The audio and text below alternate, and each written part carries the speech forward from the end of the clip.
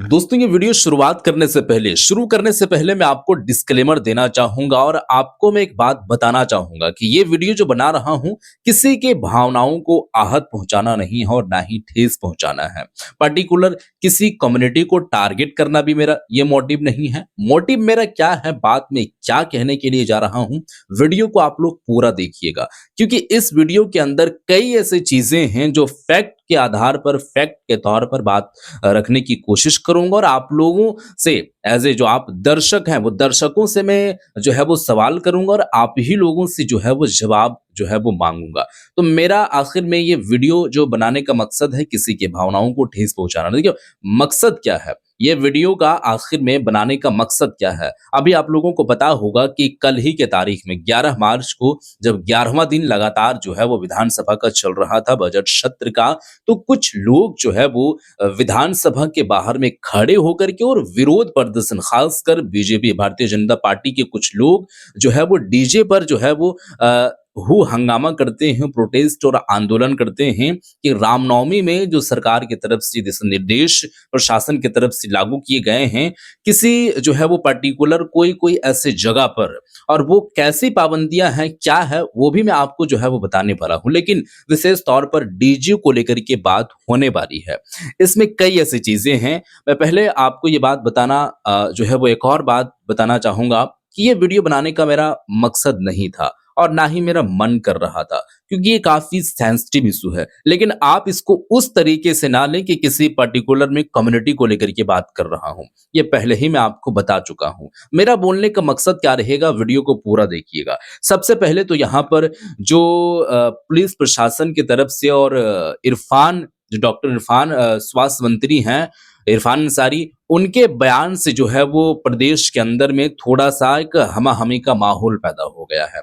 तो उसके बारे में भी मैं बात करूँगा। लेकिन ख़ासकर यहाँ पर बात मैं करने वाला हूँ तो आप लोगों को पता होगा कि आदिवासी नेत्री कही जाने वाली निशा भगत, उनका बयान ऐसे-ऐसे तरीके से आया है कि उनका खुद कहना है कि किसी के धर्म को लेकर के बात नहीं करना चाहिए, लेकिन पर्टिकुलर वो मुस्लिम शब्द यूज़ कर रही है और इससे क्या है कि लोगों को दिक्कत हो रही है। वो किस तरीके से हो रही है वो मैं आपको बताने वाला हूँ। सबसे पहले तो बात आपको ये मैं क्लियर कर देता हूँ कि ये जो आवाज़ वाला मामला है और ये जो डीजे वाला मामला रामनवमी वाला है कि बंद हो जाएगा, नहीं बजेगा, तो लोगों का कहना है कि रामनवमी में ही भेदभाव क्यों, और भी दूसरे समुदाय के लोगों का त्योहार आता है उन पर भी रोक लगना चाहिए।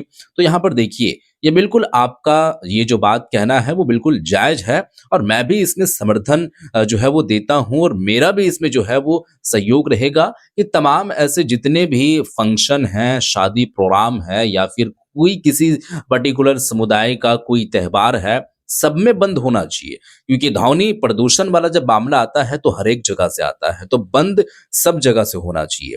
तो यहाँ पर मैं सबसे पहले ये जो अभी हो हंगामा चल रहा है, तो यहाँ पर नज़रिया देखिए सबसे पहले। तो जयराम कुमार महतो के भी समक्ष ये बात गई है, उनके भी जो है वो इर्द-गिर्द या कानों तक बात पहुँची है। उनका आखिर में क्या कोई नज़रिया है? पहले आप इस वीडियो को देखिए, उसके बाद निशा भगत जी क्या कुछ कह रही हैं, वो मैं आप लोगों के सामने वीडियो प्ले करने वाला हूँ। सबसे पहले तो यहाँ पर आप देखिए कि जयराम कुमार महतो जी इस मामले में कैसे क्या कुछ कह रहे हैं। वीडियो पहले आप लोग देखिए दोस्तों। कि जयराम जी, डीजे बजाने को लेकर कहीं ना कहीं विपक्ष के विधायकों का कहना है कि सिर्फ हिंदुओं के पर्व में ही डीजे बजाने पर रोक लगाई जाए। देखिए, सुनिएगा आप लोग। देखिए अगर सरकार ऐसा कर रही है तो उचित नहीं है। अगर डीजे बजाना प्रतिबंधित है तो हमें लगता है कि सभी ऐसे कार्यक्रमों में प्रतिबंधित रहना चाहिए। किसी विशेष समुदाय या फिर विशेष वर्ग को टारगेट नहीं करना। यही बात मैं खुद कह रहा हूं कि सभी ऐसे समुदाय हैं या फिर कोई कार्यक्रम है, कोई भी कार्य, चाहे सामाजिक हो, राजनीतिक तौर पर हो या फिर अन्य कोई शादी पार्टी प्रोग्राम वगैरह है, सब चीजें बंद होना चाहिए। यही बात मैं भी कह रहा हूं और जयराम कुमार महतो भी यही बात कह रहे हैं। लेकिन आगे आप लोग वीडियो मेरा भी देखिएगा। मानना है अगर डीजे की ध्वनि से अगर समस्याएं उत्पन्न होती हैं, किन्हीं को हानि होती है, क्षति होती है, तो वह हर एक प्रकार के सामाजिक कार्यक्रम में जिसमें हजारों की संख्या में लोगों का गैदरिंग होता है उन्हें प्रतिबंधित होना चाहिए। लेकिन अगर आप किसी विशेष समुदाय को अगर टारगेट करते हैं तो ये सरकार को नहीं करना चाहिए, ये उचित नहीं है। तो ये वीडियो आप लोग देख चुके हैं। जयराम कुमार महतो जी ये बात कह रहे हैं और मैं भी जो है इसमें जो है वो एक तरीके से कहा जाए तो मेरा भी इसमें समर्थन रहेगा कि ऐसा होना चाहिए। मैं भी यही कह रहा हूँ। लेकिन निशा भगत जी का ये पहले वीडियो आप लोग देखिए कि इनका नज़रिया क्या है। ये अपने आप को ऐसा कहती है ना कि मतलब इनको लगता है कि मैं ही सब कुछ हूँ। मतलब कोई शख्स ऐसा रहता है कि उसको लगता है कि थोड़ा-सा बोलने का ऐसा पावर आ जाता है ना, पावर नहीं कह सकते हैं लेकिन बोलने का एक जो है वो होता है, कोई-कोई ज़्यादा बोलता है, कोई-कोई उतना नहीं बोलता है, लेकिन काम बहुत स्मार्टली तरीके से करता है। इनको लगता है कि मैं ही सब कुछ हूँ, मेरे पीछे सारे लोग हैं और मैं जो कुछ करूँ, जो कुछ कहूँ, सारा कुछ ठीक है। पहले आप इस वीडियो को देखिए। कि जयराम इरफान अंसारी साहब को मैं पूछना चाहती हूँ, रमजान का महीना चल रहा है कि आज के समय में रात के 2 बजे उठाया जाता है, सहरी का समय हो जा रहा है, चोंगा में बोलना जरूरी है, मोबाइल फोन में भिजवाइए ना मैसेज। अच्छा, ये देखिए इनका बोलने का नज़रिया पहले देखिए। मैं वीडियो बनाना ही नहीं चाह रहा था लेकिन इनके बोलने के अंदाज़ से मैं बनाया हूँ। सबसे पहले मैं जानकारी ये देना चाहूँगा कि तमाम लोग सुन रहे हैं, देख रहे हैं। मैं भी अपनी तरह से सुन रहा हूँ। किसी हमारे नॉन मुस्लिम के यहाँ कोई प्रोग्राम वगैरह होता है, तो मैं भी ऐसा सुनता हूँ, किसी को कोई तकलीफ़ नहीं। क्यों हो? उनका काम है, तो जब तक चल रहा है काम है, वो तो अपना काम कर रहे हैं। मेरा जब काम पड़ रहा है, तो वो भी जो है वो कॉम्प्रोमाइज़ तो एक-दूसरे को कॉम्प्रोमाइज़ करके चलना पड़ता है। ना कि अंदर-अंदर से जो है वो एक तरीके से कहा जाए तो मतलब बात ऐसे करके रखें कि नहीं मौका मिलने पर तो मैं बात बोल ही दूँगा और ऐसे बोलूँगा कि लोग जो है वो तारीफ़ और वाह-वाही करने लगेंगे। तो ये बात गलत है, ऐसा नहीं करना चाहिए। अब इनका कहना है कि रात 2 बजे से चोंगा पर जो बाजा बजाया जाता है मस्जिदों से, तो मोबाइल के ज़रिए से भी हो सकता था। तो सबसे पहले यहाँ पर ये पॉइंट वाली बात है, ये ज़्यादा कुछ दिमाग लड़ाने वाली बात ही नहीं है। रमज़ान का महीना चल रहा है, शहरी के वक़्त में जो है वो लोगों को उठाया जाता है, तो कई सारे ऐसे बूढ़े-बुज़ुर्ग हैं जिनके पास मोबाइल नहीं है। पॉइंट नंबर 1 कि मोबाइल नहीं है तो उन तक आवाज़ पहुँच रही है, वो अपना काम कर रहे हैं। वो जो है वो आवाज़ सुन के उठते हैं, शहरी करते हैं, नमाज़ पढ़ते हैं, फिर वो सो जाते हैं। मोबाइल नहीं है। पॉइंट नंबर ये 1 हो गया। दूसरा ये है पॉइंट नंबर 2 कि सबसे पहले तो गाँव में एक मस्जिद है, हज़ारों की संख्या में घर है। अब एक-एक मैनुअली तरीके से एक-एक जो है वो पर्टिकुलर किसी शख्स के पास फ़ोन करना हज़ारों की संख्या में ये तो मुनासिब बिल्कुल भी नहीं है कि किसी एक शख्स के पास फ़ोन करना, 2 मिनट बात करना या 2 मिनट नहीं भी बात करना, थोड़ा-सा जानकारी दे देना। तो हज़ारों के यहाँ क्या फ़ोन आप घुमा सकते हैं? तो आप कई दिन लग जाएँगे, तो फ़ोन घुमाते ही रहेंगे। तो ये एक बात है, ऐसा तो इनको बात नहीं करना चाहिए। और क्या कह रही हैं पहले देखिए। मोबाइल फोन में भेजवाइए कि उठ जाइए बोल करके, रिंगटोन करिए, सुबह उठता है अच्छा। कि नहीं लोग बजाता है, डीजे बजना चाहिए, काहे नहीं बजेगा? जब सबका बज रहा है तो काहे नहीं बजेगा? हमरा सरहुल में भी बजना चाहिए। सरहुल के विषय में कोई कुछ नहीं कहा है। काहे बोलेगा? डर नहीं है इन लोगों को। झारखंड राज्य ने इस देश का मूल मालिक है। इरफान अंसारी जैसे लोग आएंगे ना तो ऐसे कर देगा आदिवासी समुदाय। इनको लगता है कि मैं ही सब कुछ हूँ। खैर वो अपना एक नज़रिया होता है लोगों का। बाजा नहीं बजने देंगे, बाजा बंद करवाइए ना अपना, चोंगा इतना ऐलान करता है उसको, उसके बाद में बात करेंगे। अजान बंद हो जाएगा। फिर मुस्लिम पर ये सवाल किए हैं, मतलब बंद घुमा फिरा करवाइए। हम लोग अजान बंद करवाइए। मतलब एक लग रहा है ना कि देखिए मतलब कैसे बात है। हमारे कई ऐसे नॉन मुस्लिम भाई हैं, कई हिंदू भाई हैं जो ये बात बोल नहीं रही हैं और कई ऐसे लोगों का कहना है कि मुझे हेल्प मिल जाता है। सुबह उठने का हेल्प अलार्म के तौर पर हम लोग लेते हैं। तो वही हो जाता है ना कि लोगों का नज़रिया देखा जाता है कि कौन किस एतबार से ले रहा है, कौन नेगेटिवली ले रहा है, कौन पॉजिटिवली ले रहा है। तो इनके मन में खोट होगा। मतलब सीधे तौर पर बात तो यही झलक कर सामने आ रही है। हालाँकि ऐसा होना नहीं चाहिए, लेकिन पर्टिकुलर मुस्लिम समुदाय को लेकर के ये टारगेट कर रही हैं। ये तो अजान पर उतर गईं, ये तो शहरी के वक़्त के टाइम पर जो बजती है उस पर उतर गईं।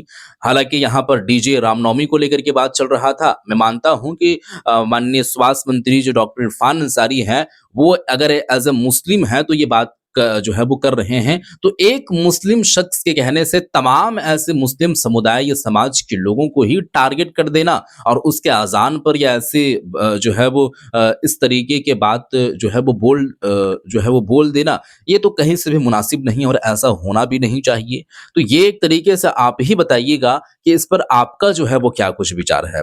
आप इस पर बताइएगा। क्या अभी भी बोलूंगी, झोला छाप था, झोला छाप है और अपना ये जनता के देखिए इस पर मैं कुछ नहीं कहूँगा। ये अपना एक नजरिया होता है लोगों का देखने का, वो उसके प्रति क्या कुछ सोच रहे हैं, मेरा ऐसा कोई भी लेना देना इससे जो है वो परिप्रेक्ष्य हवाले वाला से वो नहीं है। इरफान तो ये वीडियो जो है वो आप लोग देख चुके हैं। अब ये वीडियो जो देखे हैं, मैं आप लोगों से सवाल करना चाहूँगा। देखिए, मेरा पहले भी ये कहना था, वीडियो की शुरुआत में भी कह चुका हूँ कि मेरा किसी के भावनाओं को आहत पहुँचाना नहीं है। लेकिन ये जो आदिवासी नेत्री कही जाने वाली या अज़ान पर जो इस तरीके से बात कर रहे हैं, कई सारे ऐसे हमारे नॉन मुस्लिम भाई हैं, वो लोग सुन रहे हैं और वो लोग पॉजिटिवली ले रहे हैं। किसी तरीके से कोई दिक्कत नहीं है। हनुमान चालीसा कहीं पर हो रही है, कोई प्रोग्राम, कोई यज्ञ वगैरह, कोई कार्यक्रम वगैरह हो रहा है, तो उनका अपना एक जो है वो कार्यक्रम है, धर्म से जुड़ी हुई चीजें हैं, आस्था से जुड़ी हुई चीजें हैं, वो लोग कर रहे हैं।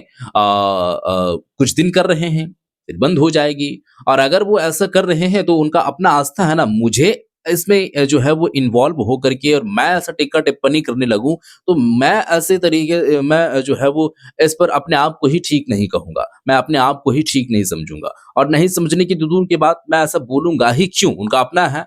तो अपना अपना लोगों को लेकर के चलना चाहिए, ना कि एक शख्स अगर बोल दिया तो उसके समुदाय के प्रति ही ऐसा सोच जो है वो रखने लग जाना। तो खैर, इस पर आप जो है वो बताइएगा जरूर। वही दूसरा नजरिया आप देख सकते हैं जयराम कुमार महतो जी के बारे में। ये न्यूट्रल होकर के बात किए हैं कि ये ऐसा बात सुने और इनको भी लगा, बुरा लगा कि रामनवमी में ऐसा नहीं होना चाहिए। मैं समर्थन करता हूं, नहीं होना चाहिए, और अगर होगा तो तमाम ऐसी जगहों पर होना चाहिए, मैं जो है वो समर्थन करता हूं।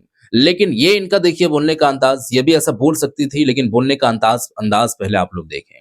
तो ये चीज है। अब यहां पर मैं डीपली थोड़ा सा बताना चाहूंगा और थोड़ा सा डिस्क्राइब करना चाहूंगा कि बात असल में है क्या।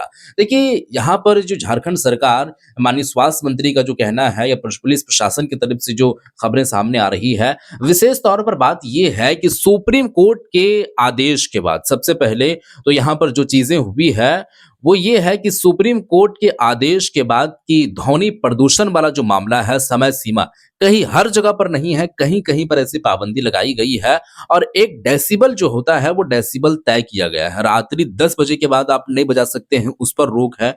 तो यहाँ पर जो है वो सुप्रीम कोर्ट के आदेश का जो है वो ये लोग पालन कर रहे हैं और उसका ये लोग ऐलान कर रहे हैं। लेकिन ये लोग जो है वो ले थोड़ा दूसरी तरीके से ले रहे हैं। बहरहाल, इस पर मैं भी अब नहीं जाऊंगा, आप बताइएगा आप। और ऐसा होना चाहिए, ऐसा नहीं होना चाहिए। और निशा भगत जी का जो ये एक तरीके से कहा जाए कहना है, तो इस पर आप लोगों का क्या कुछ कहना है, आप क्या कुछ कहना चाहते हैं, वो आप जरूर बताइएगा। बस यही जो है वो बताने का मेरा मोटिव था।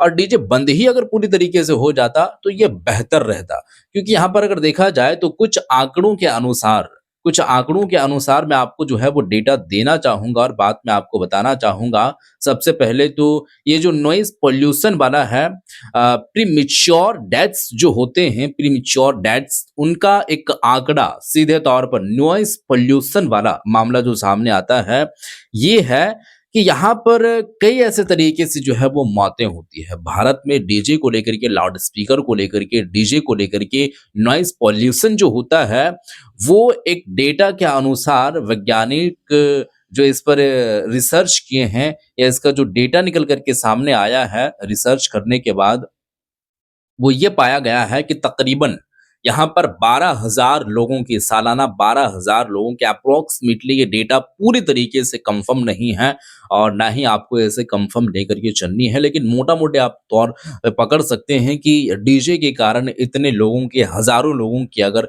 मौतें हो रही है तो ये बिल्कुल बंद ही हो जाए, वही बेहतर होता। बाकी आप तो तमाम ऐसी चीजें देख ही लिए हैं कि ये आदेश था, सुप्रीम कोर्ट का ये आदेश था और फिर उसके बाद राज्य सरकार ने इस पर जो है वो एक तरीके से कहा जाए बात निकल करके सामने आया। और डॉक्टर इरफान अंसारी साहब जो बात बोले हैं वो भी आप लोग सुने हैं, जयराम कुमार महतो जी का भी बातें आप लोग सुने हैं, निशा भगत जो बात कही है उस पर विशेष तौर पर आप लोग थोड़ा सा डिस्क्राइब कर लीजिएगा कॉमेंट सेक्शन में। बस आप लोग बताइएगा। बाकी जो मैं कहा हूँ, मेरा बोलने में आप लोगों को क्या कोई किसी तरीके से कुछ लगा है, वो भी आप लोग बता दीजिएगा कमेंट सेक्शन में। मुझे तो ऐसा लग रहा है कि हर एक चीजें जो है वो अगर हो तो तमाम ऐसे चीजों को लेकर के चलनी चाहिए, पर्टिकुलर किसी एक कम्युनिटी को लेकर के ना हो, नहीं हो तो वो भी एक तरीके से कहा जाए तो गलत है, सभी लोगों के लिए होना चाहिए। बहरहाल दोस्तों, इस वीडियो को शेयर कर दीजिएगा। मिलते हैं फिर एक नई वीडियो के साथ, तब तक के लिए